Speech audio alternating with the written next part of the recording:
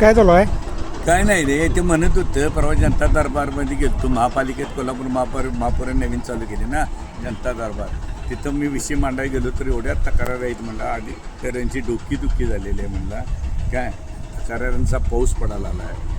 मी म्हणलं तक्रारी सॉल्व्ह होत नाही तर माझे गाणं विनंती आहे, माझं मत मी मांडवलेलं आहे. महापौरांना माझी एक विनंती आहे, ज्या भागातली तक्रार असेल त्या भागातल्या नगरसेवक त्या अधिकाऱ्यांना आणि त्या नागरिकांना घेऊन समोर बसून ही विषय असे सॉल्व्ह करायला पाहिजे.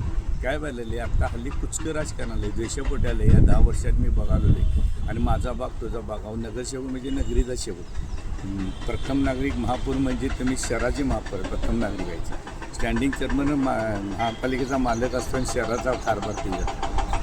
पण हल्ली नवीन फॅशन निघालेलं आहे आणि आता माझ्या इलेक्शनला विरोध करला, माझ्या विरुद्ध हिनं मला मत दिलं नाही त्यानं म्हणून असं कुचकं पण राहत असते. त्यात अधिकाऱ्यांच्या प्रेशर दडपण आणलं जाते. इकडे तर हे विषय सॉल्व्ह होत नाही.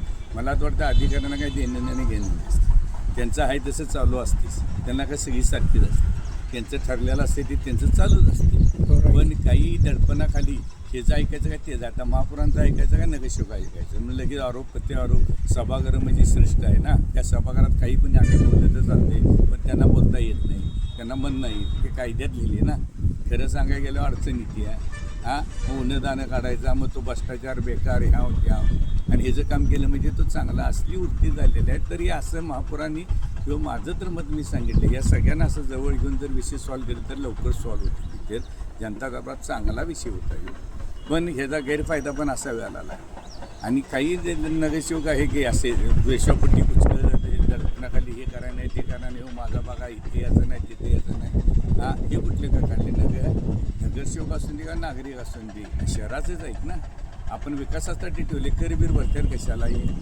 आणि त्यामुळे अधिकारी दडपणाखाली काम करू शकत नाही. मग ही अडचणी अशा निर्माण तक्रारी भरपूर होत्या, दुःखी होते.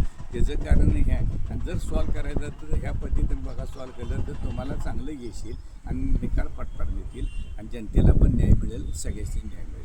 आणि खरं ते खरं खोटं ते खोटं तर हे असं केलं पाहिजे. ज्या भागातली तक्रार आहे त्या भागातले नगरसेवक अधिकारी आणि त्या नागरिकाला समोर घेऊन बसायला आणि काय प्रॉब्लेम काय नाही का सॉल्व्ह होत नाही का करत नाही विषय कट होते. बघा तुम्ही रामाई सीता बहीण का बायको 2 मिनिटात बायको तर बायकोच.